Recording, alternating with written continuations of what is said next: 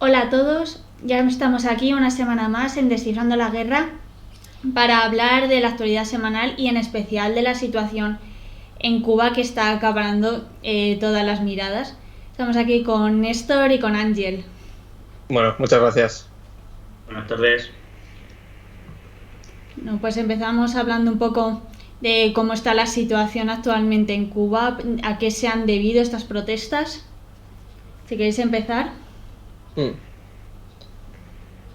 Si quieres empezar tú, Néstor. Sí, bueno, habría que señalar que las protestas en Cuba, que han estallado este lunes y el domingo ya se empezaron a dar síntomas. Yo creo que, bueno, en primer lugar son multifactoriales. Además, como supongo que tanto nos van a preguntar como vamos a estar hablando bastante, yo creo que podemos pararnos en cada uno de los factores. Pero bueno, han sido unas protestas que se han extendido por distintos puntos de la isla. Básicamente tienen en común el momento de estallido en una situación de una crisis económica muy dura, quizá una de las más duras desde el periodo especial. Esto ya se decía antes, ¿no? Incluso de que llegase este último estallido, este último brote, ¿no? Esto ya pasaba y se venía hablando desde hace incluso meses. Consecuencia del COVID y bueno, voy a desglosar solo algunos de los aspectos y luego si queréis hablamos un poco de las protestas y nos podemos meter un poco más luego en ese contexto, ¿no? La crisis que tiene ahora mismo Cuba es multifactorial y como digo, el factor fundamental que ha estado detrás de estas protestas en gran parte ha sido pues esa situación de descontento, de mala situación que objetivamente tiene el país, ¿no? Por un lado tiene desde hace meses problemas de suministro eléctrico y energético de varias horas al día, que ha complicado mucho la situación, que ha generado una situación muy delicada. Esto viene incluso de antes, tiene que ver con la crisis que tiene Venezuela y el petróleo. Y quiero decir, es uno de los principales problemas o de los problemas que son a lo mejor más acuciantes y de más actualidad, ¿no? Los problemas de reserva energética. Entonces, desde que se agrava la crisis de Venezuela y a partir del COVID, nos vamos a encontrar con esos cortes energéticos. En segundo lugar, está la crisis económica que tiene que ver con el corte de los principales activos de divisas, que son por un lado el turismo, que este año ha sido un año cero para Cuba y por tanto la principal actividad económica no ha aportado apenas dinero al país. Ya la economía cubana era bastante, vamos, no tenía un gran músculo financiero. Y en segundo lugar las remesas, que son la segunda mayor, bueno, una de las mayores fuentes de ingreso del país, ¿no? Y precisamente Donald Trump había aplicado medidas restrictivas sobre el ingreso de divisas. Por tanto, se juntaba esa situación de malestar económico con esos cortes de carburantes, con otras situaciones más concretas, y ya lo más reciente, que fue, podríamos decir, el desencadenante, ha sido el empeoramiento de la situación epidemiológica, ¿no? Cuba había tenido una situación y una gestión sanitaria de la COVID bastante buena en comparación a otros países de la región y ha registrado en estas últimas 3 semanas los datos peores de toda la pandemia, ¿no? En concreto en algunas ciudades como Matanzas, algunas zonas, y en concreto las tasas nunca habían tenido esa equiparación, ¿no? Entonces se ha juntado una situación muy mala desde el punto de vista sanitario, muy mala desde el punto de vista económico y había también aspectos sociales que podían invitar a pensar que habría ese descontento, ¿no? Ya digo, los cortes de electricidad, también hay problemas de suministro de algunos productos básicos y, por supuesto, también el recrudecimiento del bloqueo que se ha vivido en estos últimos año y medio, ¿no? Desde que Donald Trump aprieta un poco más el hilo. Y este vendría a ser el contexto en el que se encuentra, en el que surgen las protestas. Ya si nos pusiésemos a hablar de las protestas, habría que destacar que han sido protestas que, como decía antes, han ocupado buena parte de la geografía cubana, que han sido respondidas por Díaz-Canel llamando a que los revolucionarios y los comunistas en primera fila tomasen las calles para contrapesarlo. Y es cierto que, por lo que estaba viendo ahora también justo antes, parece que la situación está algo más calmada, pero desde luego ha sido la mayor movilización que ha habido desde 1994, desde el periodo especial, cuando también hay una carestía muy importante. Ahora también supongo que la gente, según se vaya uniendo, nos podrá preguntar qué perspectivas hay. Yo creo que no es una movilización organizada, estructurada políticamente en torno a un programa definido, no creo que vaya a ir más allá. Creo que tiene una causalidad económica y social muy importante, que en todo caso muestra fallas o problemas significativos que tiene ahora mismo Cuba, que tiene que afrontar retos profundos, y yo creo que la medida en la que el gobierno los afronte pues podrá reducirlo. Pero desde luego ha sido la mayor expresión de protesta social que ha habido. también es cierto que yo creo, y ahí sí que rompo una lanza, en el sentido de que creo que no son unas protestas que realmente supongan, como se intenta vender, yo creo que se está magnificando en cierta medida desde algunos medios, una auténtica amenaza al régimen, ¿no? Desde luego es algo que nunca se había visto en Cuba, quiero decir, en Chile o en Colombia las protestas son algo diario y están acostumbrados, pero es cierto que en Cuba no se habían visto, pero yo no creo que estemos ante la antesala de la caída del régimen. Y bueno, después de esta introducción, que sea un poco larga, si queréis os dejo a vosotros, yo creo que el contexto por lo menos lo dejo bien servido. Sí, bueno, si quieres hablo yo, Andrea, como tú veas. Sí, habla tú. Vale.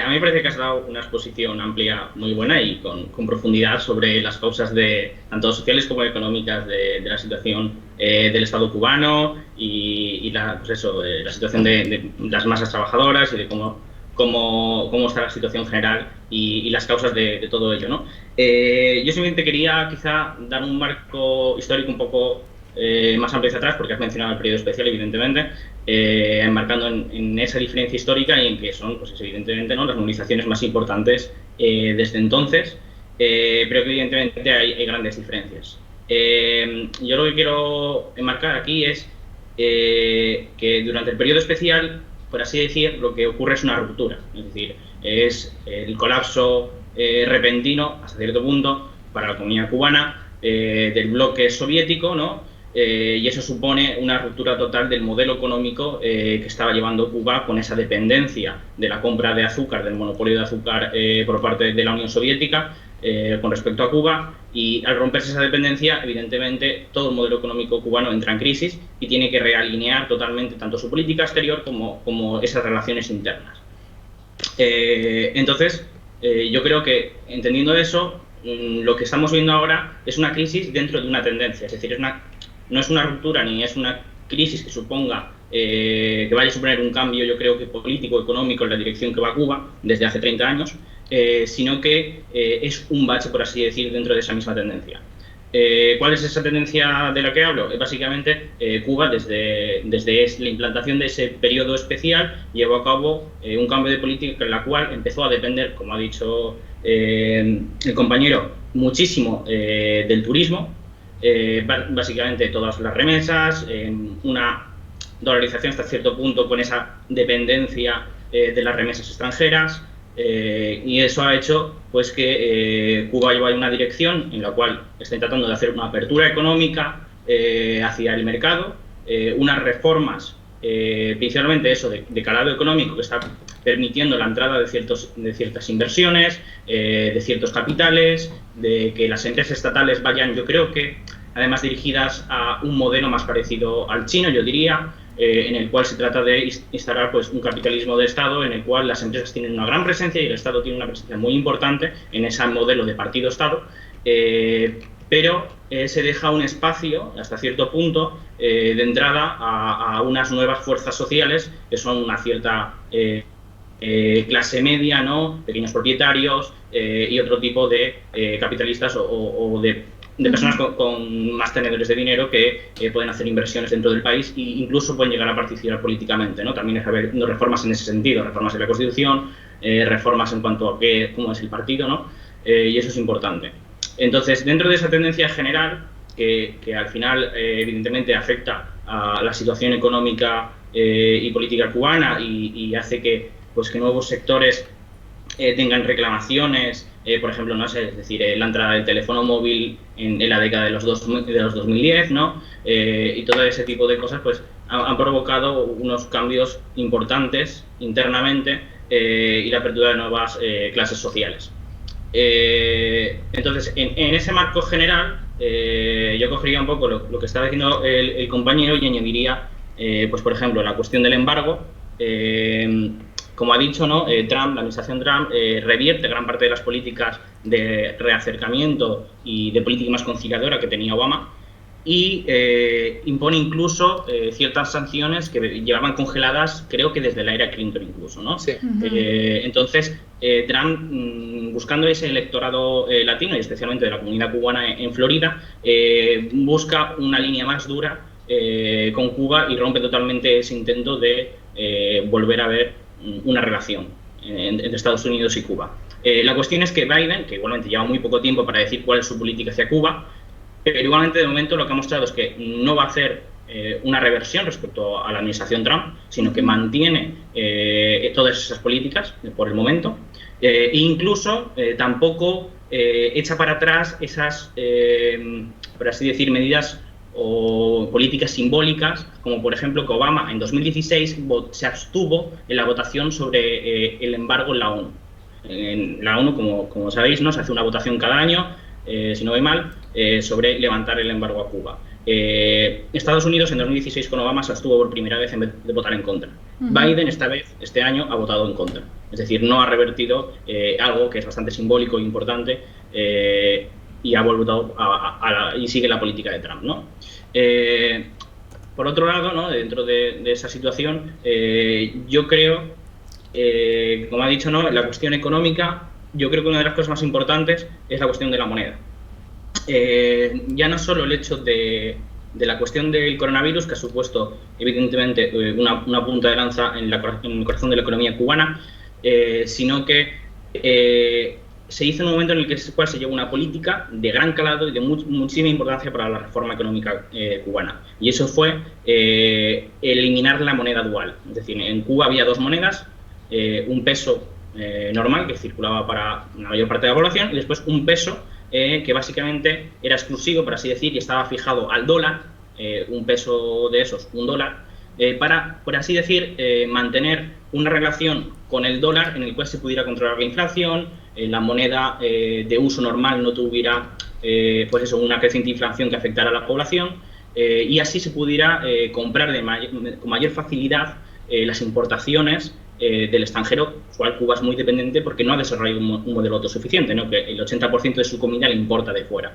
Entonces, al eliminar esa relación por esa doble divisa, básicamente ahora todos esos golpes económicos y toda esa inflación repercute directamente al peso, ahora el peso de circulación normal para toda la población, y por lo tanto ha habido esta gran inflación, bueno, hasta cierto punto, ¿no?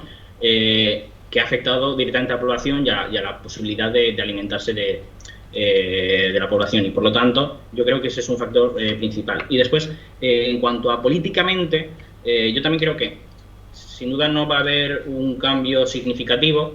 Sí que creo que hay un factor importante en cuanto a la base social del partido, ¿no? Y es que está habiendo un relevo político, ¿no? Un relevo político en el cual se pierden a las figuras de la revolución, a los Castro y evidentemente especialmente a Fidel, que murió en 2016, ¿no? Si no voy mal. Y esa pérdida supone, pues simbólicamente y en cuanto a referencia, ¿no? Para gran parte de la población, un cambio político muy importante que desgasta la base política del Partido Comunista Cubano. Entonces, después están entrando nuevas figuras políticas, como es Díaz-Canel, y eso supone, pues, también, yo creo que hasta cierto punto, intraélite, por así decir, entre lo que es los políticos de la cúpula cubana, ¿no?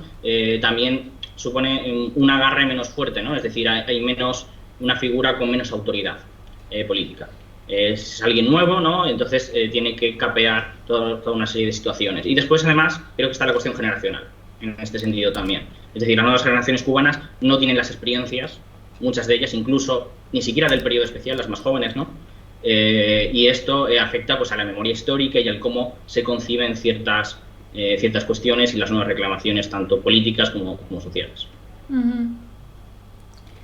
¿Quieres darle tú, Andrea? ¿O? Sí, totalmente. Sobre la cuestión sanitaria, o sea, es que ya habéis dicho algo muy completo, yo solo puedo añadir un par de detallitos, que Cuba sobre la crisis sanitaria tenía su propia vacuna, pero lo que falló para una vacunación masiva fue el suministro de jeringuillas. Sí. Y luego además que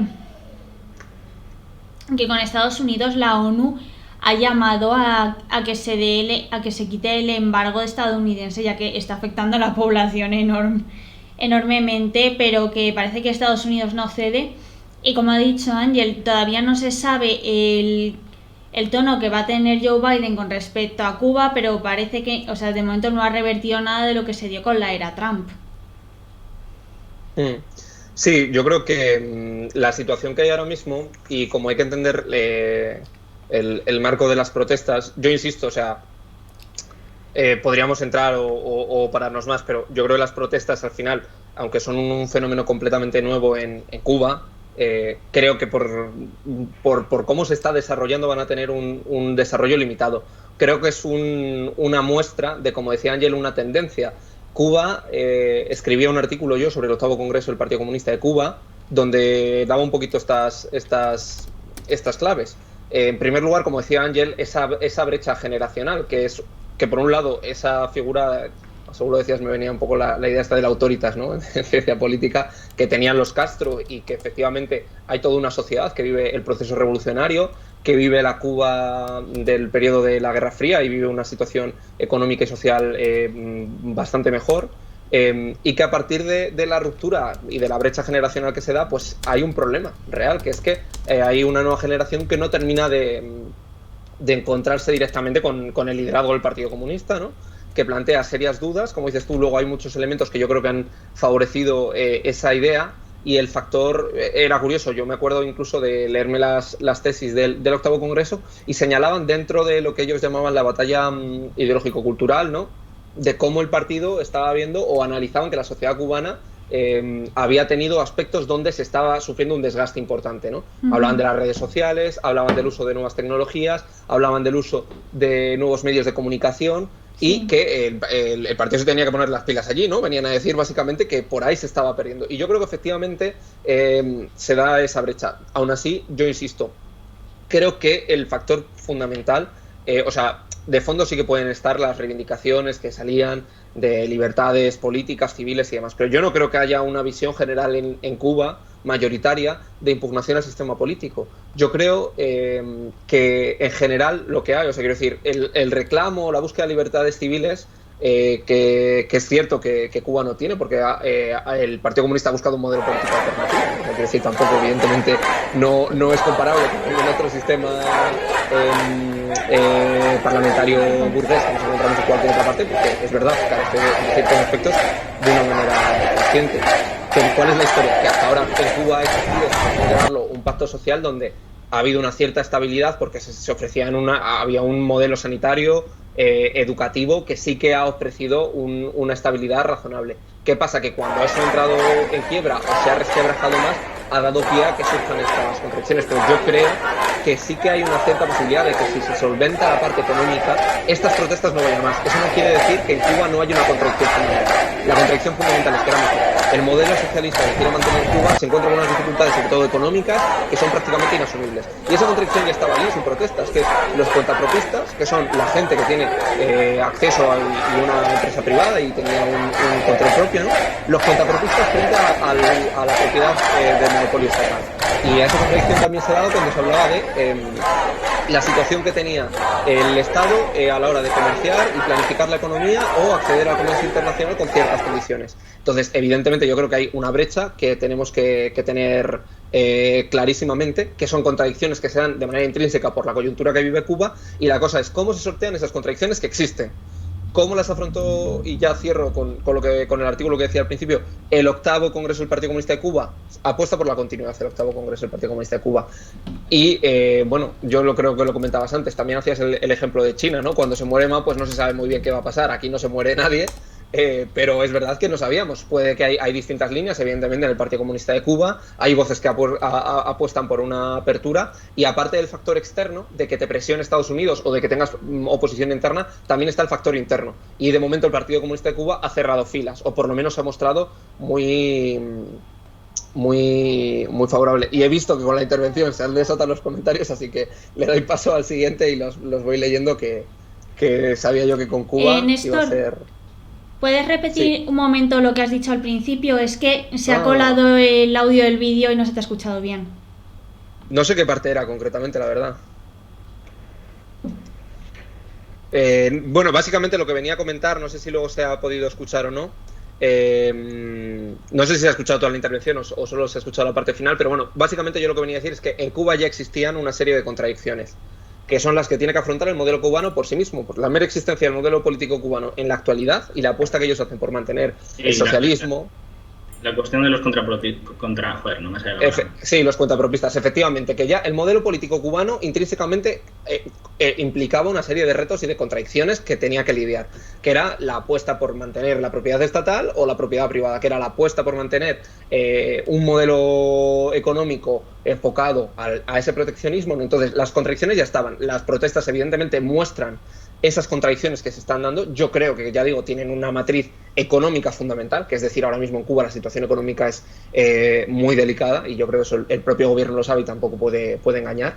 Efectivamente, y yo aquí sí que, o sea, quiero decir, yo no voy a ser ambiguo, yo creo que aquí efectivamente hay un problema de gestión estatal, que lo puede haber, pero fundamentalmente el bloqueo económico ha actuado de manera clave, porque tampoco nos engañemos, sobre los aspectos concretos que quieren perjudicar a la economía cubana, que son hidrocarburos, llegada de las remesas y turismo, prohibiendo a los estadounidenses entrar. Evidentemente es multifactorial, hay que buscar muchas más explicaciones. Pero quiero decir que aquí yo creo que las protestas tienen un móvil económico fundamentalmente, es decir, el desencadenante así económico, social, sanitario, ¿no? La coyuntura que se vive, y que Cuba ya enfrentaba esas contradicciones de antes. Que haya protestas ahora solo muestran cómo Cuba está ante el espejo, decía yo en el artículo, ¿no? De qué hacía.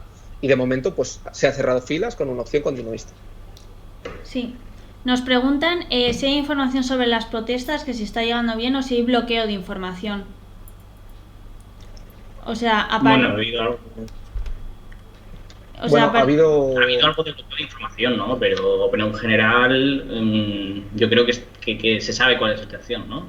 Sí, aunque hubo cortes de internet. Sí, hubo cortes parciales de internet, parece. Yo la verdad que de esa parte tampoco controlo tanto. Sí que creo que tú, Ángel, o no sé si Ander controlabais más. Pero vamos, que sí que pusimos unos gráficos en internet que se veía efectivamente el que estabas poniendo. Creo que se habían parchado algunas cuestiones. De todas maneras, la cobertura en Cuba al final es relativamente amplia, porque también por mucho que tires internet, si luego se rehabilita el tiempo, es lo que pasó, que se vuelcan los vídeos que no se pudieron subir al momento, se vuelca poco tiempo después, y en Cuba hay una red relativamente amplia de corresponsales. Sí. Entonces, bueno, de hecho ha sido una de las polémicas también, los corresponsales que hay, cómo están y demás. Sí, que precisamente una corresponsal del diario español ABC parece que ha sido detenida por atentar contra la seguridad del Estado o algo así. Yo creo que hay dos casos que son los que se conocen, que es la periodista de ABC, la corresponsal, y un fotoperiodista de AFP, si no me equivoco, que habían tenido, que había estado en los disturbios y me parece que había sido golpeado. No estoy seguro creo que no había sido detenido, pero son los casos que ha habido. Entonces, los casos más concretos que son esos, yo creo que hay un acceso bastante amplio. Además, aquí voy a ser un poco malo, voy a soltar un poco además yo que sigo América Latina, creo que el caso de Cuba, por suerte, para la gente interesada en la política internacional y el periodismo, se puede subir muy bien porque está muy amplificado en todos los medios de comunicación, en redes sociales hay mucha información. Y ya digo, sin buscarle las cosquillas, que lo dejo ahí para quien lo quiera, ojalá se pudiese acceder con tanta transparencia también a otros casos que ha habido, como Colombia, Chile, pero con esto quiero decir que independientemente, evidentemente, está genial. Yo creo que si tecleáis, es verdad que hay muchísima propaganda, en el sentido propagandístico, además, te lo puedo justificar así las dos partes, por los dos lados, pero hay un acceso bastante amplio, ¿no? Yo creo que se puede encontrar bastante bien la información, y que además se está viendo bastante en los medios. Yo creo que, como siempre, son análisis muy superficiales y menos mal que está descifrando la guerra para no caer en titulares capciosos, pero sí que hay una cobertura bastante amplia, yo creo. Yo creo que eso, o sea, si queréis me contradecís, pero yo creo que... No, claro, totalmente de acuerdo, evidentemente. Sí, nos preguntan, cuando acabéis podéis hablar de Haití. Sí, vamos a hablar de Haití, que eso tiene bastante miga. Sí, pues lo que comentaban es, o sea, la información sobre las protestas en Cuba se ha podido seguir bastante bien, o sea, no hacía falta liarse mucho a buscar, o sea, no ha sido un Etiopía, por ejemplo, con la guerra en Tigray, que básicamente el internet estaba chapado durante días y no había manera de encontrar información. Pero eso, o sea, es bastante interesante también, creo que lo comentabas en tu artículo, Néstor, que el gobierno cubano tiene que ponerse las pilas porque está perdiendo la guerra de la narrativa, de la diplomacia digital, por la cantidad de fake news y material que se hace sobre Cuba. Sí, a ver, Cuba lo que tiene es un relato histórico en su contra, también a su favor. O sea, quiero decir, yo creo que Cuba mueve pasiones y yo creo que al final es muy significativo, porque incluso iba a decir que, bueno, Haití es verdad que es lo que está más en boga, pero yo me acuerdo también de la declaración de vocales del Consejo del Tribunal Constitucional en El Salvador, o del Consejo Supremo Judicial, o me acuerdo de otras crisis de otros países, y está muy en silencio, ¿no? Pero al final en Cuba se han mojado todos los países de la región. Yo creo que es porque tiene una y efectivamente hay una parte de retórica que está teniendo un peso muy importante. En Cuba hay un montón de medios de comunicación de los cubanos que radican en Miami, que tienen medios muy potentes, muy potentes. O sea, quiero decir, Radio Martí, bueno, o sea, quiero decir, podéis teclear periódicos cubanos y vais a ver que un número muy importante radica fuera. Y efectivamente eso ocurre. Yo creo que al final, pasar con el movimiento San Isidro, yo creo que es la enseñanza fundamental. O sea, quiero decir, a mí me gustaría, ya personalmente, que la narrativa no fuese otra. O quiero decir, o me gustaría que Cuba, la coyuntura fuese otra. Pero ya siendo objetivos, ¿no? O sea, quiero decir, ni Cuba se está cayendo a trozos y es una dictadura terrible y por primera vez se levanta el pueblo, porque yo esto lo digo convencido, no hay dictadura que soporte 60 años. En ningún lado lo ha habido, si no ha habido por lo menos un sistema de represión sistemática, brutal, ejercida, tal y cual, que no es el caso de Cuba. Y lo que ha ocurrido en Cuba es que se está encontrando con unas contradicciones, que en los años 90 esas contradicciones en los 80, 70 eran asumibles, porque había una coyuntura internacional que te permitía sostener un modelo económico, de economía planificada, pero cuando cae la Unión Soviética, yo creo que ahí lo daba también Ángel, es normal. Ahora mismo en Cuba hay una contradicción. La contradicción es de que hay una ausencia de ciertas libertades sociales y civiles, que hablaba el ministro de Cultura cuando surgió el movimiento San Isidro, ¿no? Que fue el primer gran movimiento protesta de la Cuba de Díaz-Canel. Y surge el movimiento San Isidro y dice el ministro de Cultura, efectivamente, nos tenemos que sentar con los artistas porque aquí hay reivindicaciones legítimas. Sí. Y decía Díaz-Canel ayer, bueno, es muy gracioso el término, la intervención decía, hay incluso revolucionarios confundidos en las protestas de la isla. Pero, aparte de los revolucionarios confundidos, dice, también hay pueblo que expresa sus reivindicaciones y tomamos nota. Efectivamente, aquí hay una situación donde Cuba, tiene un modelo económico que tiene unas limitaciones objetivas muy importantes, tiene un bloqueo encima y, por tanto, lo que le está pidiendo una parte de la población es un mayor número de libertades civiles desde esa óptica, o un avance hacia una democracia burguesa. Y hay una apuesta decidida de la cúpula del Estado y de una parte muy significativa del pueblo por mantenerse. Pero claro, es que no es viable mantenerse en el 2021 en los parámetros de los 90. Y desde los 90 Cuba lleva intentando adaptar su modelo productivo, pero tiene unos problemas endémicos. Cuba no tiene, o sea, ya lo digo, o sea, yo, porque además llevo siguiendo muchos años este país, al principio no de una manera tan profesional, pero quiero decir que es abrir los ojos y verlo más allá de los titulares, y esto hay que ser honesto, ¿no? O sea, quiero decir, porque ya digo que no, si queréis podemos decir titulares de Cuba se cae a trozos o aquí no pasa nada, pero quiero decir, sí. Cuba no tiene, efectivamente, tiene el 25%, igual me equivoco, me lo podéis corregir, pero no sé si el 25% o bueno, de tierra cultivable no será el 25%, será algo más, porque en España es cerca del 70%, pero quiero decir, tiene un porcentaje de tierra cultivable muy pobre, que ha dificultado incluso el autoconsumo, lo ha dificultado incluso en los periodos de Batista y anteriores, ¿no? Entonces, desde el punto de vista alimentario hay una brecha histórica, que es, como decía Ángel también, se había compensado muy bien con las exportaciones de alimentación. Yo leía a autores cubanos que hablaban de las latas de conservas que venían de la Unión Soviética y del bloque del Este, pues ya ocurría. Tampoco tiene hidrocarburos, no tiene nada, tiene una extracción de petróleo muy escasa que no sirve para cubrir de ninguna manera la producción interna. ¿Cómo llegó eso? A través de la Unión Soviética, y cuando llegó Chávez al poder, a través de Venezuela. Ahora no tiene tampoco eso. Entonces, pues ahí hay dos factores endémicos que el sistema ha intentado torear de una manera o de otra, pero que los tiene siempre consigo. Entonces, ¿qué pasa? Que cuando se ha agudizado esta crisis, ha surgido y ha estallado económicamente.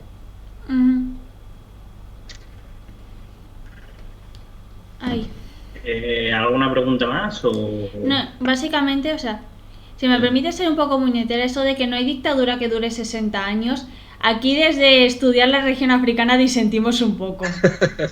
Puede ser, pues. Bueno, decía una persona, un periodista leía yo hoy, que dice, bueno, ya sería otro debate, no sé si meterme en lo de si Cuba es una dictadura o no. Que vamos, yo lo tengo claro. Ese es un debate... Es enorme, muy complicado, y eso acaba siendo más vacío de contenido que otra cosa. Sí. Pero bueno, la cuestión es que bases sociales sostienen ese régimen político, ya está. Y todo régimen político se sostiene por alguna base social, porque si no, no podría mantenerse. Es así. Sí, pero lo que quería decir antes era que una dictadura decía que no se puede sostener 60 años si no tiene una contraparte social o económica. Es decir, o a través de tu modelo represivo, autoritario, eres capaz de sostener, o bien con un andamiaje completamente autoritario, represivo, que mantenga el orden, o mediante un contrato social favorable. Es decir, ¿qué es lo que ocurre en otros países de Asia o incluso de África? ¿Cómo se sostiene Gaddafi en el poder? ¿O cómo se mantiene en el poder? No sé, es que se me ocurren... Con 16 estados de emergencia seguidos. Bueno, efectivamente, pues hoy tenemos la parte autoritaria, pero ¿cómo se puede sostener si no muchas de las...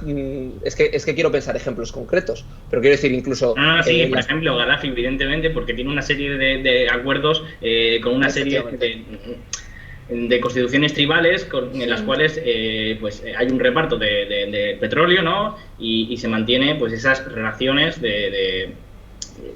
básicamente en las cuales pues hay un intercambio, ¿no? Es decir, y eso mantiene el poder político de Gaddafi, de su modelo político, a cambio de esas relaciones de patronado. Ya está. Sí, o sea, a lo que voy, o a lo que yo iba a decir, que es verdad que esto no es una teoría científica 100% probada, pero la historia ha demostrado que, quiero decir, los países dictatoriales, si no tienen un sustento económico o un contrato social favorable, no se pueden mantener por sí solos. O sea, quiero decir, yo creo que los mejores ejemplos fueron las propias dictaduras militares de América Latina, cuando entran en crisis económica, o todo Oriente Medio. Las primaveras árabes entraban en crisis y terminan cayendo con muchos gobiernos que eran autoritarios porque se vive una agravación. Túnez y Marruecos tienen las únicas protestas que han tenido con regímenes autoritarios son las protestas del PAN, ¿no? O sea, corrígeme si me equivoco, Andrea, pero casi siempre han estado vinculadas las protestas en el mundo árabe, aunque tengan modelos autoritarios, a esos estallidos o pauperización económica. Sí, básicamente. Quería aprovechar para decir que nos están viendo 200 personas. Muchas gracias a todos por estar aquí, y os recordamos que ya tenemos abiertas las suscripciones, que os podéis suscribir si queréis. Sí. Y que además conseguimos muy buenos números el mes pasado y eso. Y ya estoy viendo que salía un montón en los comentarios, pero bueno, es que el tema de si Cuba es una dictadura o no es un tema muy delicado, y que además yo creo que como decía antes, creo que era Andrea o Ángel, podemos analizar la base real que tienen las protestas, y yo creo que se puede comprender muy bien. Y ya digo, efectivamente, una democracia desde el punto de vista occidental y desde el punto de vista democrático burgués que existe, no es. Eso es evidente. Yeah. Yo creo que tampoco se miden esos parámetros ellos, ¿no? O sea, quiero decir, es muy complejo. O sea, o es más complejo que eso. Sí, es que es un tema realmente complicado, nos tendríamos que tirar aquí toda la noche. Y es que normalmente acaba siendo un tema muy vacío de contenido, porque primero hay que categorizar un montón de cosas, poner etiquetas sobre qué se entiende por esto, por lo cual. Así que acaba siendo como o muy lioso o no se llega a ninguna parte. Nos preguntaban que qué aliados tenía Cuba en el plano geopolítico, sí. Creo que podemos decir un poco lo de siempre, ¿no? Es decir, Venezuela, México, Nicaragua. Sobre todo, quizá, ¿no?, algunos de los países que más han cambiado los últimos años, ¿no? Por ejemplo, México con AMLO, ¿no? Y bueno, ahora estaba diciendo Lula en Twitter que le pedía a Biden que levantaran el embargo. Y bueno, pues por ejemplo, si Brasil cambia el año que viene de presidente, pues evidentemente Brasil parece que podría ser un pollo más, ¿no? Uh-huh. Pero creo que dentro de, no sé, es decir, es lo habitual. Sí, o sea... Rusia, China... Sí, además que está empujado ya a esa situación de buscar las alianzas alternativas a Estados Unidos, y bueno, han sacado comunicados Rusia-China, ¿no?, de condena a la injerencia respecto a los asuntos internos. México ha tenido también una postura interesante, ¿no?, pidiendo que se levante el bloqueo, también Argentina. En América Latina tiene varios apoyos, ¿no? Venezuela, Nicaragua, Bolivia, Argentina, México. En las Antillas, en todo el Caribe, tiene bastante apoyo Cuba, independientemente del signo político de los partidos gobernantes, porque es el vecino mayor, ¿no? Y también condiciona las relaciones internacionales que hay allí. Sí. Pero bueno, lo de siempre, vaya. Nos preguntan si Irán apoya a Cuba. Sí, sí, vamos, creo que no tiene un apoyo, no tiene una relación hiper vigorosa, sí que tiene una relación mucho más desarrollada que cualquier país quizá de América Latina, exceptuando quizá Venezuela. Sí, probablemente exceptuando Venezuela, pero no es una relación económica y comercial hiper activa, ¿no? O sea, quiero decir, de donde saca beneficio Cuba de Irán y respectivamente, pues sí que han tenido programas de intercambios médicos Cuba con Irán. Y Irán también ha tenido tema de armamento y tema de, sobre todo de combustibles en menor medida, pero al final es un apoyo casi más por geopolítica, ¿no? Por contraposición y bloques que por un interés real, ¿no? Sí, dicen que necesita hacer Cuba para librarse del embargo. Yo creo que desmontar todo su sistema. Básicamente todo depende de Estados Unidos, es decir, no tiene más. Yo creo que evidentemente, ¿no? Con Obama sí que había más o menos una hoja de ruta hasta cierto punto para caminar hacia eso, pero ahora mismo con la situación política de Estados Unidos el cambio tendría que ser muy, muy profundo para volver a volver siquiera a esa hoja de ruta, yo diría. Yo creo con total seguridad que esto que ha ocurrido, o sea, quiero decir, yo creo que, ya digo, va a tener un impacto limitado, ¿no? Por lo menos por el desarrollo que parece que está teniendo. Pero lo que va a condicionar es que efectivamente la situación de congelamiento que tenía Joe Biden hacia Cuba se va a mantener y se va a sostener en el tiempo. Es decir, esta crisis lo que hace es que ya ahora mismo Biden no pueda dar un paso en falso con Cuba, al menos en el corto plazo. Veremos si cuando se esté acabando su administración lo intenta de nuevo, ¿no? Recordemos que Obama lo hace en su segundo mandato, ya llegando al final, porque esto es un tema que desgasta, esto es un tema de política interna. Al final Cuba es un estado más, casi. Sí, porque al final el electorado cubano en Florida es crucial y Florida sabemos que es un estado crucial para las elecciones estadounidenses. Y como decía el compañero, o no sé, en un segundo mandato, cuando se está yendo, muy difícil que Biden se atreva, o cualquier político se atreva a meter los pies en esas aguas. O sea, a lo que ha condicionado siempre Estados Unidos el desbloqueo de la situación del embargo, ¿no? Ha sido a una reforma, un cambio en la situación de Cuba, la situación interna de Cuba. Reformas en Cuba hay, sobre todo por lo que ya veníamos hablando antes, de esas contradicciones que se están dando y que efectivamente se están lidiando, ¿no? Por ejemplo, hablar de cuentapropistas hace 20 años sería una locura en Cuba y ahora mismo pues ya hay iniciativa privada, ¿no? Y de hecho se está abriendo cada vez a más sectores económicos. Pero, claro, no son las reformas estructurales que quiere Estados Unidos, ¿no? Estados Unidos, yo creo que, sin ningún lugar a dudas, y de hecho yo creo que en un momento que no creo cercano, de máxima debilidad, donde hubiese una situación de auténtico riesgo de caída del Partido Comunista de Cuba, en cuanto hubiese un gobierno de transición, abre y es el primero en estar invirtiendo. O sea, yo de eso no tengo ninguna duda.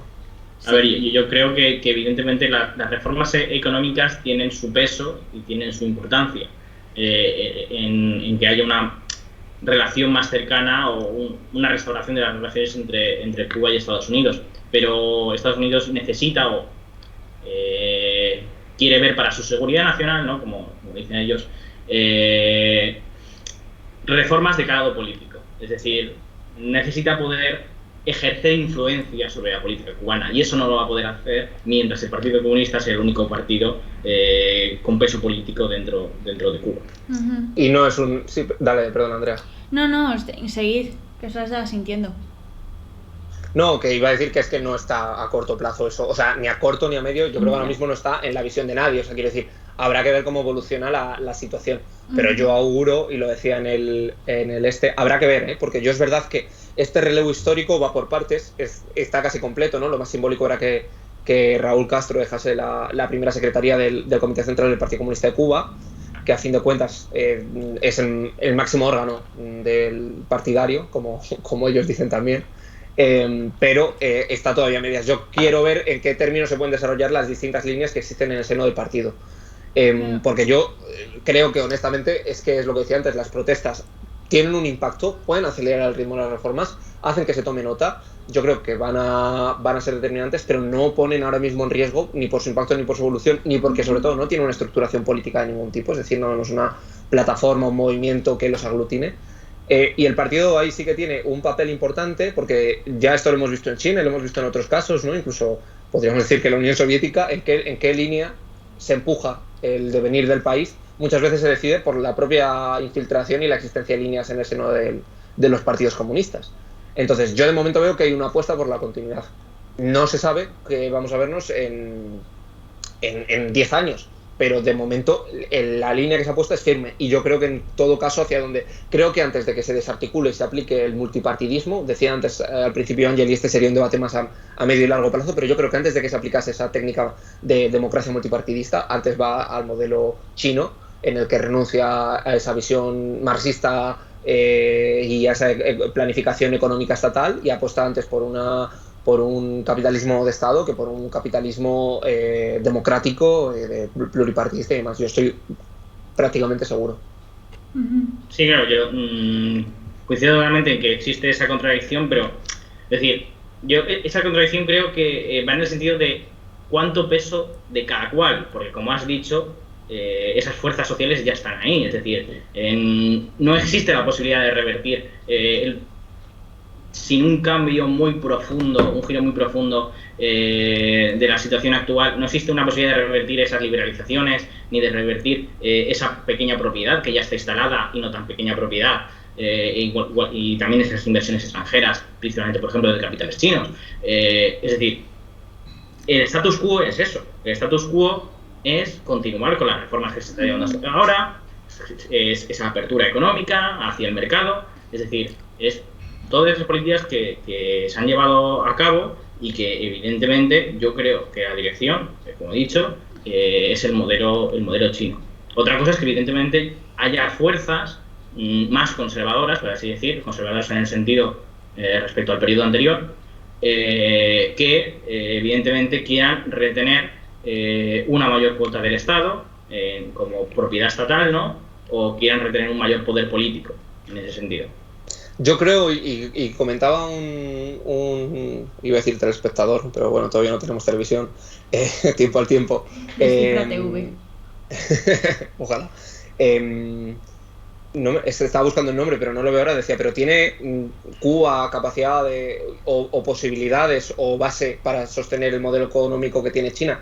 Y yo por eso soy escéptico. Tú, yo creo que afirmas tajantemente que sí que camina directamente hacia el modelo chino. Yo creo que efectivamente hay... Un saludo al gato. Hay una apuesta por abrir reformas, pero yo no creo que haya una dirección tan definida que apueste por liberalizar del todo la economía y buscar un control estatal de la propiedad privada. Yo creo que la apuesta es más mediana, o por lo menos no veo una apuesta tan clara, ¿no? Porque si no, entonces ya sí que podría haber empezado a entrar capital extranjero, o por lo menos incluso ruso, chino o similares, o un desarrollo de la propiedad estatal que sí que empezase a jugar en términos de mercado internacional. El capital entra, otra cosa que entre... ¿Pero con qué forma se le da? Efectivamente. Es decir, ¿pero qué forma se le está dando? Claro, lo que se hacen son empresas conjuntas en las cuales hay una participación del Estado, una mayor participación del Estado, y una que es minoritaria, como capital menor, extranjera, con inversiones, pues sí, de esos capitales que has mencionado, pero evidentemente con una posición de inferioridad. Yo creo que no, o sea, yo comparto gran parte, pero no tengo tan claro que tengan la vista puesta hacia ese modelo chino. Yo creo que Cuba va a intentar mantener este modelo. O sea, yo creo que de hecho el gran problema que tiene Cuba es que no ha elegido el modelo chino, ni ha elegido el modelo de ruptura, ni se ha dado por agotado. Cuba intenta sostener la apuesta cubana por el socialismo, ¿no? Y ahí solo había que ver los discursos de Fidel Castro, que arrancándose el cuando cae la Unión Soviética, de el socialismo es el socialismo cubano. Nosotros tenemos la apuesta por el socialismo, aunque haya caído la Unión Soviética. Yo creo precisamente porque Cuba no ha colapsado económicamente y tiene un sustento suficiente el Partido Comunista, y no tienen claro si se quieren ir al modelo chino o no pueden mantenerse estancados. Yo creo que se mantienen en esta especie de sine die, de reformas parciales que no han terminado de atajar la situación, y que hacen que, bueno, pues eso, se avance poco a poco, pero yo no veo tampoco una apuesta hiperdefinida. Claro, a ver, cuando digo que hay...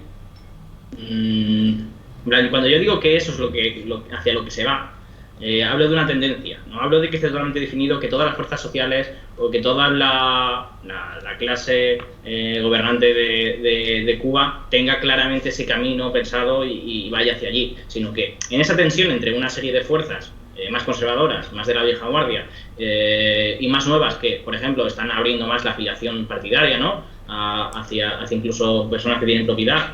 En esa tendencia si todo sigue igual, es decir, si se mantiene ese status quo como lo han dicho, al final la dirección creo que es esa, dentro de esas tensiones internas. Eso es lo que creo. Bueno, veo que nos preguntaban también que si el sostenimiento principal, que yo también por eso soy más escéptico, económicamente Cuba efectivamente es el sector servicios y tiene un desarrollo industrial muy escaso. De hecho, yo comentaba antes que uno de los grandes problemas de Cuba es que tenía yo creo que hay dos carencias fundamentales, ¿no? Que además tienen que ver con la situación que tiene ahora mismo, las protestas, que uno es la situación económica. Cuba es casi imposible que sea soberana desde el punto de vista alimenticio, desde un punto de vista pleno óptimo, ¿no? Es decir, incluso ya en el periodo prerevolucionario la economía no se sostenía desde el punto de vista alimenticio, o sea, en casi en ningún país, ¿no? Pero los que han hecho una apuesta por la soberanía alimenticia, pues Cuba no puede tenerlo porque tiene muy poca tierra cultivable, porque el clima tampoco es favorable para un cultivo amplio de distinto tipo de cereal y demás, como el tema de los hidrocarburos. Entonces, al final yo creo que el desarrollo en Cuba de una industria potente y porque China se mantiene sobre todo por ser una gran potencia industrial, manufacturera y exportadora, y yo creo que en Cuba no se cumplen esas características. Entonces, cuando tu base económica son los servicios, yo creo que es también más delicado. Habría que ver cómo se puede vehicular esa iniciativa privada dentro de un modelo de servicios. Pero bueno, también está inventada en China, pero no creo que sea el mismo. Sobre el tema de la seguridad alimentaria, tengo que decir una cosa. Es verdad que la situación es muy difícil, pero nunca lo han intentado. Ni han intentado durante el periodo soviético, cuando apostaron por el monopolio azucarero y la dependencia de la venta a los soviéticos, ni lo han intentado durante el periodo posterior, cuando se han tirado hacia la divisa y hacia el turismo. Sí, habría que ver en qué términos se puede diversificar. Yo creo que es la apuesta que ellos tienen siempre, retóricamente, o siempre retóricamente se habla de esa diversificación productiva, que yo creo que es que además en América Latina es una pata fundamental. Quiero decir, los problemas que tiene América Latina y las protestas que se viven ahora mismo son porque se tienen una carencia en el modelo productivo, ¿no? Y tiene los pies de barro América Latina. O sea, tiene los pies de barro Colombia, Venezuela, Brasil en menor medida, pero al final tienen economías muy poco diversificadas y eso lo que ha hecho es que se pueda perpetuar la dependencia hacia terceros estados y terceros actores políticos. Y eso ha pasado también en Cuba. Creo que eso se llama neocolonialismo. Efectivamente. Ay, de hecho, yo qué iba a creo decir.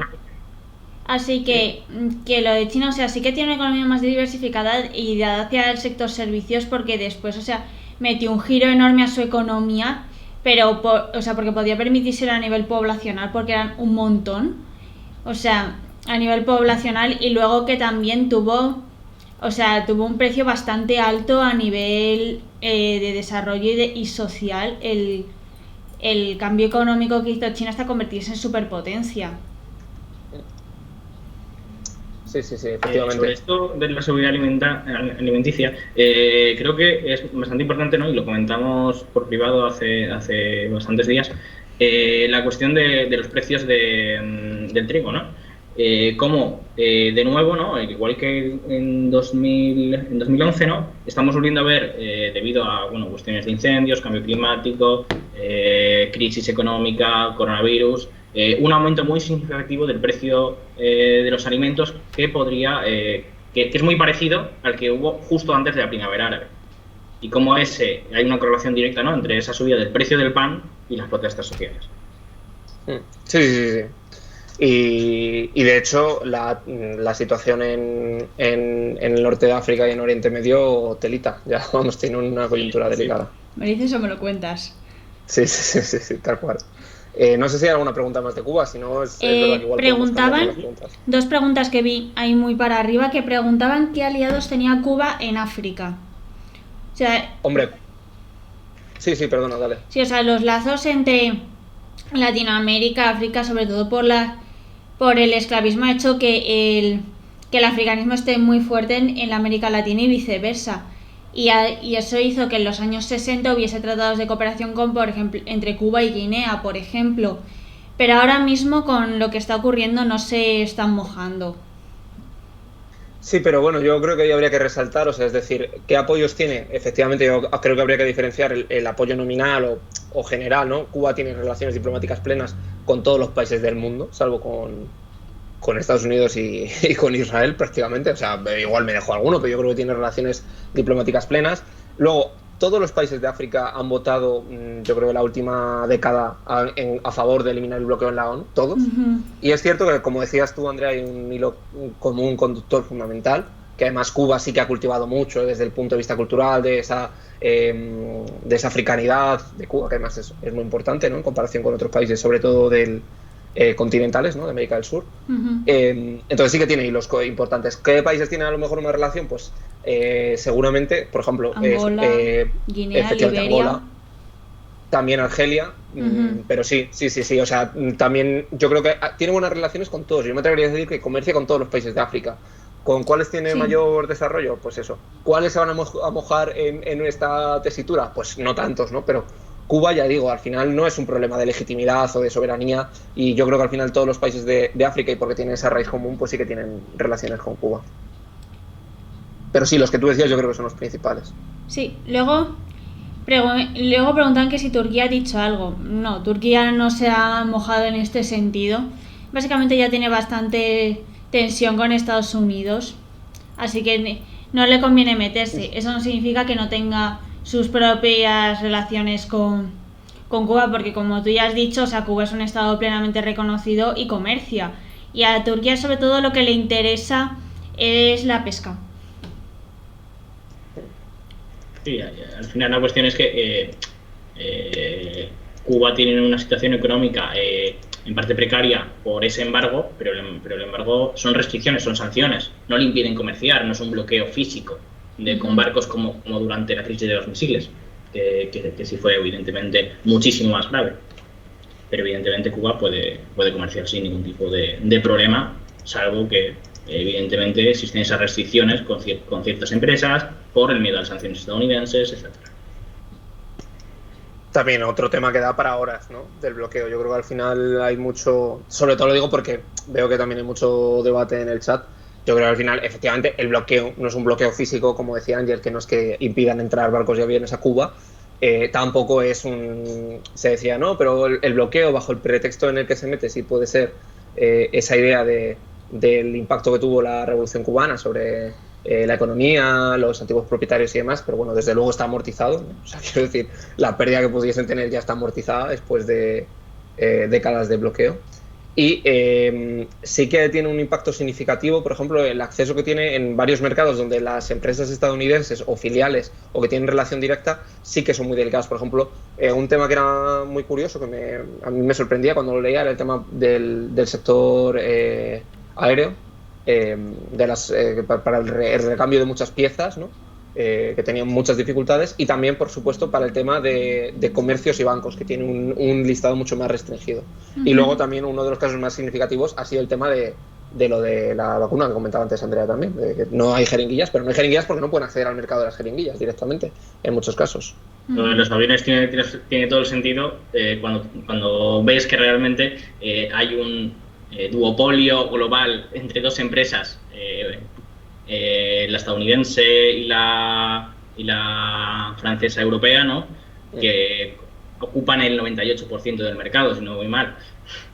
No sé, sí, es una barbaridad esa. O sea, yo leía cosas de que es que les faltaban piezas para cambiar lo más básico de los motores, ¿no? En plan, o unos aspectos del ADA que dices tú, pero ¿cómo puede no ser, no? Pero que realmente implicaba unas dificultades muy, muy importantes, vaya. Geopolítica comercial, amigos. Sí. Ay. No sé si hay más preguntas. Creo que no. Podríamos ir ya cerrando el tema de Cuba y pasar a la actualidad semanal. Vale, pues si queréis, sí, vamos, veía una última que ponía que si China invierte en energías renovables en Cuba. Yo creo que la verdad ahí me pillas porque no tengo claro cuál es la apuesta. Sé que el octavo congreso ya por curiosidad, por cerrar el tema. Bueno, por curiosidad, para que sepáis, se ha creado un grupo de estudio de trabajo del Partido Comunista de Cuba sobre criptomonedas, ¿vale? O sea, dato friki, simplemente para aportar un poco al y hay una apuesta por las energías renovables. Conociendo a China, seguramente tenga las manos metidas con una billetera así bien grande, pero es verdad que no conozco las inversiones exactas. O sea, lo más probable, si las tiene en África, ¿cómo no va a tenerlas en Cuba? Sí. O sea que seguro que sí. Pues nada, veía que nos preguntaban por Haití y por Sudáfrica. Pero sí, ¿no? Sí, y por Haití. Vale. Sí, además aquí nos habían preguntado al principio, o sea que si queréis darle o si quieres darle que sea. Explícalo. ¿Pero yo? Sí, explícalo tú. Vale. A ver, imagino que la duda principalmente es tanto por qué Haití está así y por qué ha muerto el presidente, ¿no? Porque le han disparado. Sí. Os ponía un poco... Siguiente Claro, pregunta. unos tiros en la cabeza o algo así. Así que bueno, hay una razón de que esté muerto. A ver, yo lo que diría es que hay que entender, ¿no? Primero, esa situación general de Haití. Básicamente, históricamente, ¿no? Haití fue controlado por una élite mulata y después esa élite pues ya fue un poco fue integrando a una nueva burguesía negra que llegó con ese nacionalismo de Duvalier en los 50, pero después de que cayeran los Duvalier, que mantuvieron el poder mucho tiempo, Haití ha estado desde entonces hasta hoy en día en una crisis política muy profunda con varios golpes de Estado, bastante, no sé si 10 o así. Y ha habido esa tensión entre esos sectores que venían del régimen de los Duvalier y otros sectores de estilo más socialdemócrata que, bueno, básicamente Duvalier se mantenía con apoyo, tenía bastante apoyo estadounidense por su retórica anticomunista. Y esos nuevos actores socialdemócratas, básicamente que llegaron en los 90, consiguieron llegar al poder por las elecciones, pero después implementaron algunas medidas que las administraciones estadounidenses no estaban muy de acuerdo, y en 2004 les dieron un golpe de Estado, básicamente, a Aristide, ¿no? Entonces, desde entonces, como digo, la situación política de Haití ha sido muy desestabilizada por el control que ejercía Estados Unidos y después la ocupación tanto de las tropas estadounidenses como de la ONU. Después, además, el terremoto de 2010, ¿no? Si no hay mal, que mató a se cree que unas 300.000 personas en un país que tiene 10 millones de habitantes.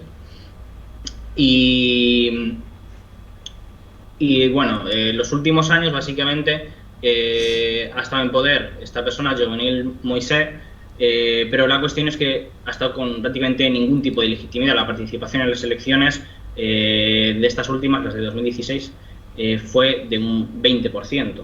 Y a él le votó pues un 50 y pico, se cree que apenas pues, tuvo 600.000 votos. Su victoria fue con eso, con 600.000 votos. Por lo tanto, un país de 10 millones de habitantes, eso no es prácticamente nada. Entonces, ¿cómo mantiene el poder esta élite política? Básicamente, principalmente a través de la represión. Hay muchas pandillas y básicamente la situación de inseguridad es altísima. Y es muy típico que haya matanzas, que haya ataques a ciertos barrios que se consideran opositores o que organizan protestas. Y entonces hay que entender que Moïse no tenía ninguna legitimidad a ojos de la mayor parte del pueblo. Y a principios de este año, por interpretaciones de la Constitución, algunos pensaban que su mandato había terminado en el 7 de febrero de 2021. Él dijo que no y que él podía gobernar hasta 2022, básicamente porque la Constitución dice que se gobierna 5 años desde el anterior presidente, son 5 años de mandato, es decir, si el anterior presidente acabó en 2016, él tenía que acabar en 2021, pero él interpreta que como él fue elegido en 2017 por la crisis política, que se repitieron las elecciones, él considera que su mandato tiene que ser de 5 años y no es hasta 2021 sino 2022. Entonces, en todo ese clima en el cual hay una legitimidad enorme de Moïse, es cuando, y él pretende hacer un referéndum en el cual además se extienda y pueda volver a presentarse en las elecciones, y haga una serie de reformas en la Constitución, a él le matan de repente.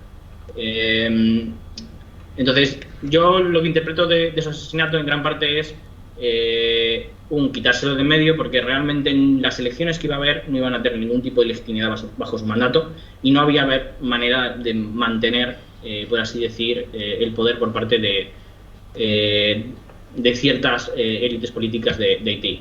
Entonces, aunque no se sabe realmente por qué ha sido asesinado, lo que hemos podido ver inmediatamente es una lucha política entre ciertos sectores por tomar el poder tras su muerte. Entonces, por un lado tenemos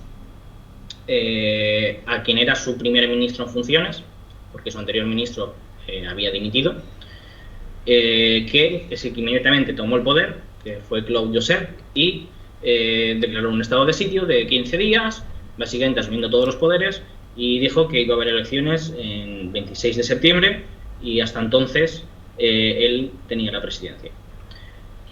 Frente a él, pues se han opuesto básicamente otras dos figuras que una de ellas había sido designado como nuevo primer ministro justo antes de la muerte del presidente.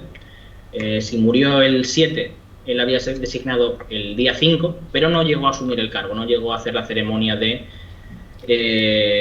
toma del cargo, de juramento. Entonces, básicamente, el mismo día que iba a tomar el cargo, Jovenel Moïse fue asesinado.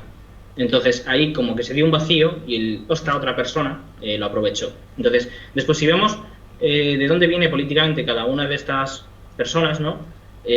Por un lado, quien ahora tiene el poder, Claude Joseph, viene más de un sector que participó en el golpe de Estado de 2004 contra Aristide y formó parte de unas protestas estudiantiles y que no está tan vinculado a esa vieja guardia política, y estos más vinculados a Jovenel Moïse, que iban a tomar el cargo de primer ministro y que ahora intentan recuperar el poder ante esta persona que es el que ahora lo retiene. No sé si se me entiende, es que es complicado.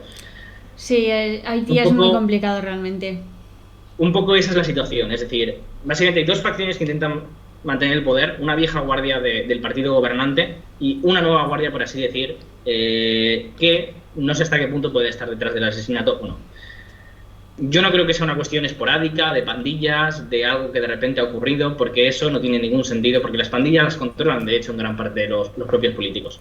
Sí. Y es decir, es todo muy turbio, porque simplemente de repente aparecen unos mercenarios colombianos de la nada, que de hecho estaban de turisteo y haciéndose fotos por ahí, contratados por una empresa con sede en Miami que posee un venezolano, y se cargan al presidente y después se refugian en la embajada de Taiwán y son detenidos. Es decir, como veis, son muchas cosas y raras. Es todo de turbio, sí. Sí, a ver, antes de nada, gracias a Illante por la suscripción. Nos preguntan cuál es el legado de Duvalier en Haití. Bueno, Duvalier fueron dos, hay que decir, el padre primero y después el hijo. Y el legado de Duvalier, por una parte, es la entrada de unos nuevos sectores sociales, principalmente negros, frente a los mulatos, que toman más posiciones de poder y empiezan a tener propiedades, ¿no? Y acceden al poder político, que habían sido marginados anteriormente. Y después, principalmente, es un legado de una represión brutal a través de unas fuerzas, ahora no recuerdo el nombre que tenían, paramilitares, y por lo tanto lo que dejan cuando consiguen derrocar al hijo de Duvalier es un vacío de poder enorme, en el cual hay una batalla desde entonces muy intensa por ciertas fracciones por ocupar esos puestos, y a la vez una intervención constante de Estados Unidos y de la ONU con otros apoyos, como puede ser Brasil, por ejemplo, ¿no? Brasil fue muy importante en la ocupación de las tropas de Naciones Unidas, que además fue devastadora, porque, por ejemplo, no sé si fue la malaria o otra enfermedad que trajeron y sí, que también devastó bastante a la población.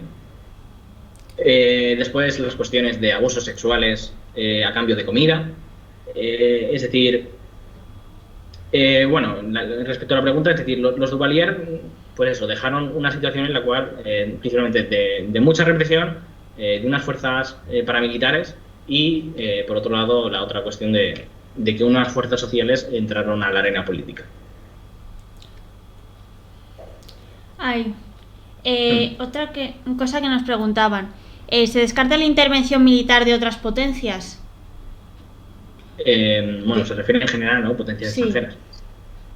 No, yo creo que no está para nada descartado, aunque Estados Unidos de momento dice, bueno, oficialmente han dicho que es algo que van a estudiar, pero se dicen por canales secundarios, ¿no? Que de momento no se lo plantean porque está muy mal visto, evidentemente, y no quieren volver a hacer una ocupación como la que hicieron en 1915, creo que fue la ocupación estadounidense más larga que ha hecho en su historia, y que evidentemente deja un legado, una losa muy fuerte en cuanto a cuál es la imagen de Estados Unidos en el país. Y aunque no es tan importante como la comunidad cubana, la comunidad haitiana también es bastante importante en Estados Unidos. Yo aún así, pues sí que creo que es bastante posible que haya una ocupación. Otra cosa es que, por un lado, no creo que Estados Unidos esté detrás de ningún complot en concreto, pero sí que creo que pueden dar el visto bueno o pueden simplemente no importarles las luchas políticas mientras ellos sepan que pueden mantener una importante influencia política dentro del país. Y entonces ellos se reservan las cartas y realmente quizá dentro de unos meses, ya sea para asegurar unas elecciones justas y libres, como ellos dicen, manden tropas a través de la ONU, o si la situación se descontrola políticamente, por ejemplo, hay algo que es importante que tengamos en cuenta. Parece que una serie de pandillas pueden estar tomando cierta autonomía y pueden lanzar algún tipo de insurgencia. Esta persona que se llama Barbecue, lo hemos publicado. Y a través de ahí sí que quizá puede haber una intervención estadounidense. Digan que esta persona está intentando tomar el poder y por ello sea necesaria una intervención estadounidense. Sí. Está Jorge por el chat, nuestro compañero, que dicen los estadounidenses que acaban de bombardear a las milicias chiíes en Irak y Siria. Por fin. Bueno. Es que lo íbamos esperando, yo creo que semanas, ¿no? Porque realmente desde abril, abril fue abril fue cuando fue la escalada más importante entre estas milicias chiíes de Irak y Estados Unidos, y después creo que fue a finales de junio cuando Estados Unidos volvió a responder por segunda vez con la administración Biden, y desde entonces las milicias chiíes han hecho como 10 ataques o más, y en plan es como que están insistiendo mucho en que quieren la salida de las tropas estadounidenses ya, como lo votó el Parlamento en 2020 después de que mataran a Soleimani.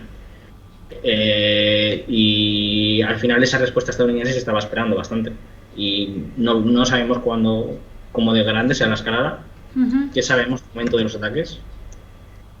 Bueno, dice Jorge que está sin confirmar aún.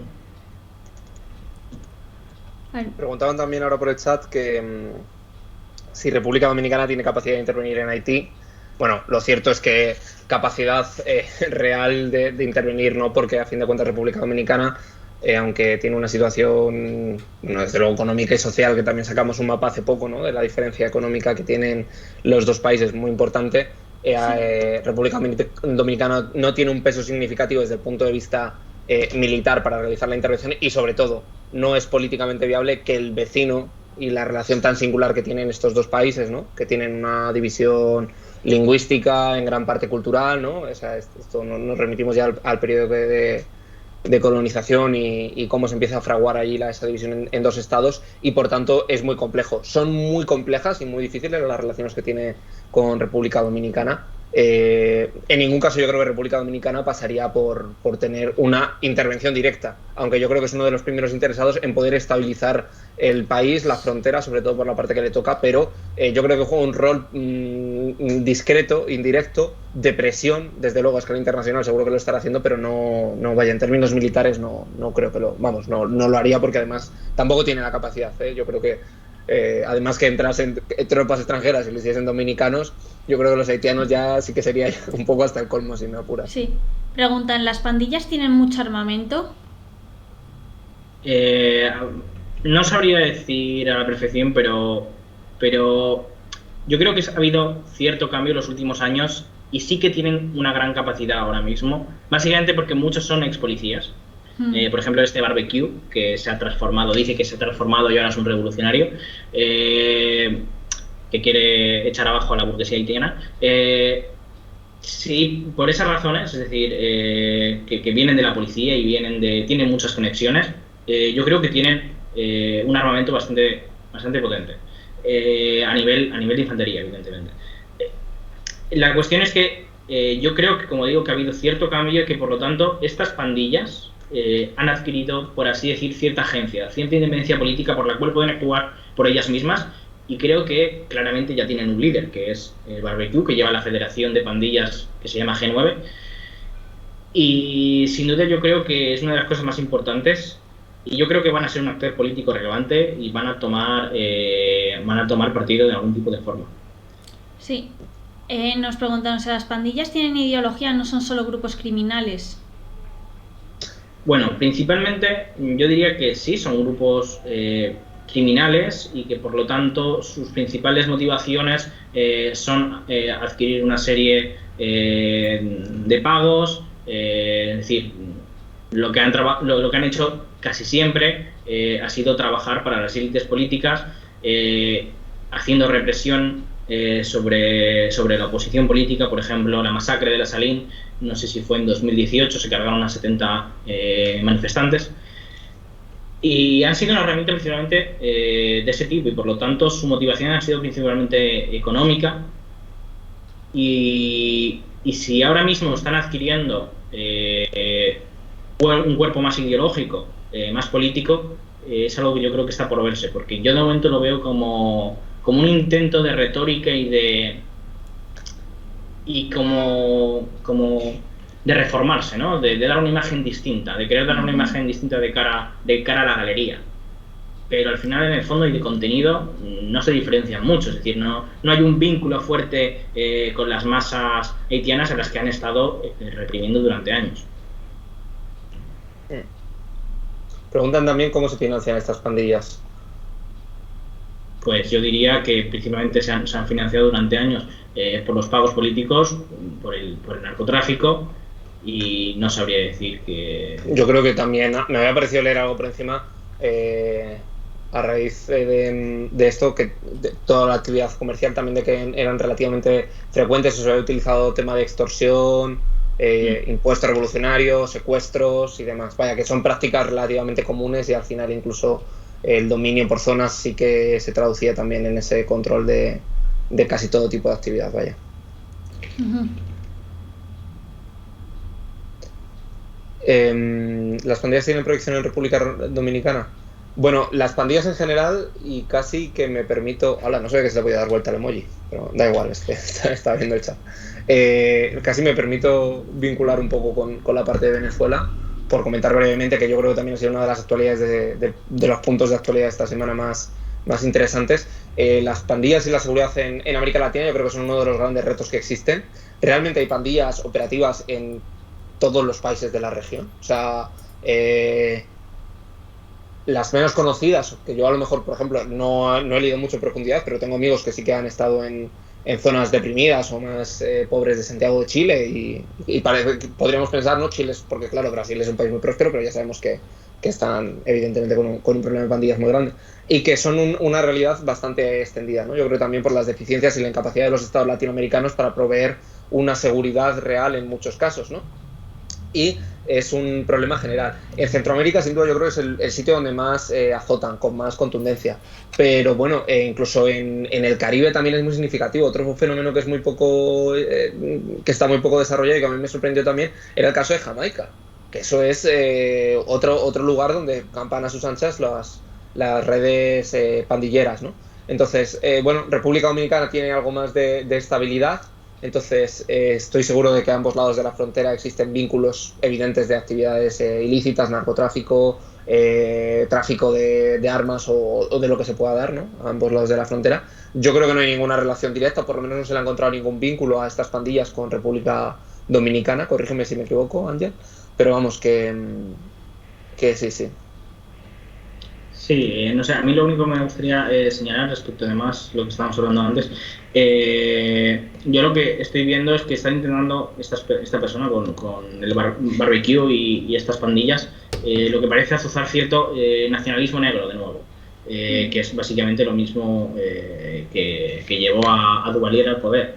Evidentemente, por mucho que se integrara a parte de esa, vamos a decir, pequeña burguesía o ciertos sectores sociales negros dentro de esa élite mulata, la gran mayoría y la gran parte de la población hoy en día empobrecida que existe en Haití son esos sectores mayoritarios negros de la población, y que además, bueno, Haití era una sociedad principalmente rural, pero ahora mismo es mucho más urbana, y son esos sectores suburbanos súper marginalizados los que dentro de estas redes criminales, y que están, básicamente se puede decir que es un lumpen proletariado. Yo creo lo que está apelando con ese nacionalismo negro ahora mismo esta persona. Y que además, bueno, creo que también se puede señalar, ¿no?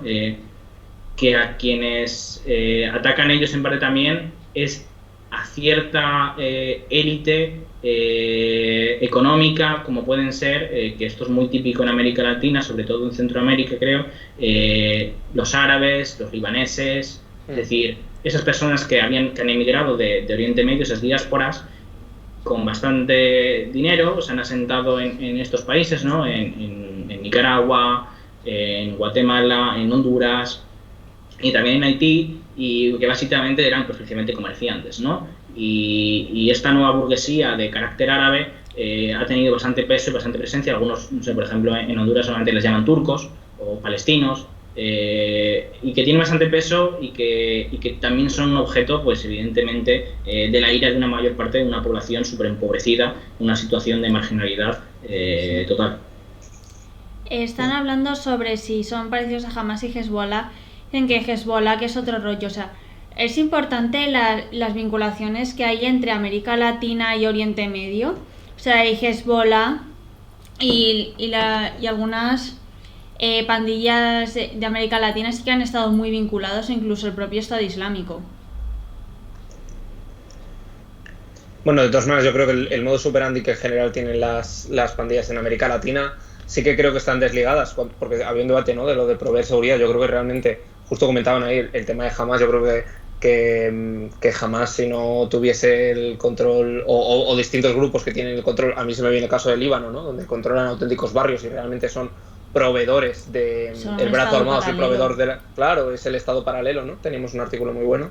Yo creo que ahí sí que juegan una función fundamental, y yo creo que al final, incluso desde el punto de vista teórico, si tuviésemos que diferenciar lo que es una pandilla de lo que sería una guerrilla o un brazo armado de un partido político, que sí que tiene una finalidad, una estructura. Yo creo que aquí, corrígeme si me equivoco, ¿no?, sobre todo Ángel, que igual los está siguiendo más, yo creo que aquí lo que hay es una pandilla que en una coyuntura de descomposición de la estructura estatal ha visto la oportunidad de dar un salto y de estructurarse en una nueva dimensión, pero realmente no tiene una proyección ideológica definida.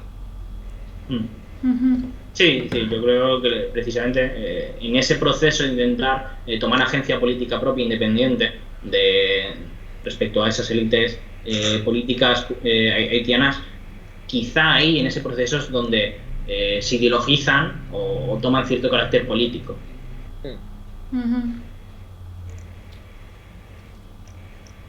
Habían fijado una pregunta de qué oposición hay en Haití, ¿no?, y cuál es su condición actual. La posición que ha habido históricamente, además desde el golpe de Estado contra Aristide, ha sido la socialdemocracia, que se llama el Partido Lavalas, que bueno, pues reivindica un poco lo que es ese legado pues eso, más socialdemócrata de intentar crear un estado de bienestar, de una ligación con los sindicatos. Esa es más o menos la posición que hay ahora mismo en Haití a básicamente al partido gobernante, que es el PHTK, que es básicamente, por así decir, el partido de los, se dice, neoduvaleristas, es decir, son como los hijos políticos del duvalerismo, hasta cierto punto. Pero están teniendo poca incidencia realmente en la coyuntura actual. Yo creo que han quedado completamente desplazados. Bueno, yo creo que sí, están bastante desplazados, pero realmente sigue habiendo como cierto miedo a que sepan hacer una movilización política suficiente para llevarlos para que puedan volver al poder. Y yo creo que en parte ese es el miedo que había, ¿no?, con la falta de legitimidad total que tenía Moïse. Pero claro, para eso tiene que haber la movilización suficiente. Es decir, para eso tiene que levantar cierto ánimo político en que sirve para algo votar. Y lo que ha visto en los últimos años es que no. Es decir, la votación de 2016 fue un 20%. Preguntaban, que me parece interesante, que a ver si me animo algún día, sobre todo el caso paraguayo es el que más el que me abrió los ojos con la influencia que tiene Taiwán en la región, que bueno, habría que situarla, ¿no? Porque influencia, como decían antes, yo creo que influencia real en términos de relaciones bilaterales es más bien escasa, ¿no? Lo que fue una influencia indirecta geopolítica a través de Estados Unidos y de otros aliados, pero es cierto que tiene en América Latina, en concreto en el Caribe, los últimos, bueno, no sé si reconocen realmente, que tengan reconocimiento pleno todavía, son como 20 estados o una cosa así, o incluso menos, ¿no? Y la mitad están en el Caribe. Bueno, Belice y luego efectivamente está Haití, si no me equivoco, sí que tiene reconocimiento, y luego están San Cristóbal y Nieves, San Vicente y las Granadinas, bueno, Islas de las Antillas Menores, ¿no? Bueno, yo creo que influencia tampoco tiene en este proceso. Al final, quizá el caso más paradigmático, que sea más interesante, es el de Nicaragua, porque geopolíticamente ya está jugando en otra dimensión, pero mantiene el reconocimiento. Pero bueno, es interesante el tema de Taiwán en América Latina, que se ha mantenido en algunos países, yo creo que al final, pues por presión de Estados Unidos y porque Taiwán al final también intenta jugar la base económica de intentar compensar o sostener o mantener entre paños a los países que tienen todavía su reconocimiento. Pero vamos, que es muy interesante, y en el caso de Paraguay se ve muy claro cómo en América Latina China está jugando una campaña muy agresiva, sobre todo en las Antillas Menores, con grandes proyectos de inversión para países que son muy pequeños, ¿no? Que no tienen realmente un modelo productivo sólido, a cambio de retirar el estatus a Taiwán. Y en el caso de Paraguay, cuando estalló toda la crisis, pues ofrecieron la llegada de vacunas, ¿no? Digo, te tienes para vacunar a los paraguayos 10 veces. O sea, les puedes vacunar todo lo que quieras a cambio de que le retires el reconocimiento a Taiwán, que realmente al final no se pudo hacer. Pero sí, la situación es complicada, vaya, con respecto a ese tema y la influencia que juega. ¿Alguna pregunta más? Sí, estaba viendo, nos decían que son 14 estados y no en el Caribe, o sea que sí, o sea, ya digo, lo decía yo de memoria, pero yo si me he corregido, Estrada, corrígeme, pero sí, es una barbaridad, vaya. Hablando de América Latina, a mí me parece importante, bueno, después Colombia, ¿no? Este mes no ha estado en las noticias principalmente, ¿no? Porque las protestas han amainado, por así decir, pero por lo que he leído se van a reanudar dentro de poco, y eso va a ser bastante importante, porque cada vez que han reanudado las protestas en Colombia han venido cada vez más fuertes desde, podemos decir, noviembre de 2019, que, por así decir, comenzó este ciclo, interrumpido por la pandemia. Y yo creo que es algo que habrá que prestar atención, evidentemente, porque el nivel de represión y la situación política y la crisis que hay dentro de Colombia es bastante profunda. Y con unas elecciones en 2022, además, ¿no? Sí, además ya con un desgaste importante. Yo creo que habrá que ver sobre todo el reto que yo comentaba también, y veía paralelismo con Chile, de ver hasta qué punto la protesta social era capaz de articularse políticamente y tenía capacidad de resistencia, ¿no? Porque en Chile quedaba año y pico para la constituyente, ¿no? Y queda todavía más tiempo para las presidenciales, y en Colombia el reto es, después de ese gran aluvión que Iván Duque consiguió aguantar, ¿no? No le tumbó y consiguió sostenerlo, ¿no? Y al final este tipo de movilizaciones, la mayoría de las veces, si las consigues alargar en el tiempo y no tienen una estructura política muy clara, muy definida, unos objetivos tangibles muy claros, ¿no? Pues terminan desmovilizándose poco a poco. Vale. Y habrá que ver cómo vuelven. Vamos a ir cerrando con las últimas preguntas. Pues si queréis hacer una ronda, ¿no? O sea, pregunta rápida y respondemos rápido. Si no, yo de todas maneras aprovecho porque tengo aquí la chuleta de la gente que se ha suscrito a lo largo de este directo. Pues nada, para agradecérselo a Irene WCKD, a Antonio, bueno, Antolini 65, Mojo 16, siempre Chava, Iliante y ya está. Bueno, y si os hubiese suscrito por el resto, pues os lo diría también. Pero vamos, que muchas gracias a todo el mundo por escucharnos y a los que se han suscrito, pues en particular. De verdad, muchas gracias. Sí, bueno. Y preguntas, entonces, no sé si hay alguna. Todavía no... Quedan un par de minutos hasta que cerremos. Luego que brevemente sobre la situación en Sudáfrica. Cierto. ¿Quién sabe decir? Manifestaciones por el deterioro de la situación económica y descontento contra el gobierno. Sí, ¿no? Yo creo que bueno, es la situación general ya de crisis tras el apartheid en general, de decir que no se han llevado a cabo las reformas que mucha gente esperaba, ¿no? Y la minoría blanca del país ha retenido las grandes propiedades sin ningún tipo de compensación para una gran parte de una población negra en una situación de muchos casos de guetos y de marginalización. Sí. Y en ese contexto yo creo que la chispa, ¿no?, ha ayudado a ser la detención de Zuma. Uh-huh. Sí, porque además es toda una autoridad en el país, Jacob Zuma, y a mí me sorprende la actitud, que está como entre dos aguas, ¿no? Parece que a veces sí que tenía esa voluntad de colaborar, ¿no? Y fue capaz de rebajar un primer estallido de tensión, pero ahora ha vuelto. Habrá que seguirlo de cerca, vaya. Y Suazilandia, que también nos preguntaban, pues lo mismo, sí. Habrá que ver cómo está, pero parece que está bajo control. Bueno. Y nos preguntaban Irak, que cómo acabó, si había alguna novedad del ataque de Estados Unidos. Creo que al final ha quedado primero que se ha desmentido por parte de las milicias, dicen, pero después otras fuentes quizá dicen que hay algo, hay confusión, según me ha comentado el compañero Jorge. Sí. Y que veremos en las próximas horas si se aclara algo, pero yo en principio creo que si no hay nada sólido es que ha sido falsa alarma. Sí, porque además Estados Unidos sí que suele reconocerlo, ¿no? Rápido. O sea, sí, no les importa reconocer que andan bombardeando. No. Por eso digo que, en plan, no sería normal ya saberlo, no tienen interés en ocultarlo. Lo dicen alto y claro cuando bombardean. Gracias a Carlos Reban por la suscripción. Y decían que si Zuma era una jodita. Yo la verdad que por lo que leí. Sí. Sí, Jacob Zuma era o sea, tiene al parecer unos vínculos de corrupción impresionantes, vaya. O sea que sí.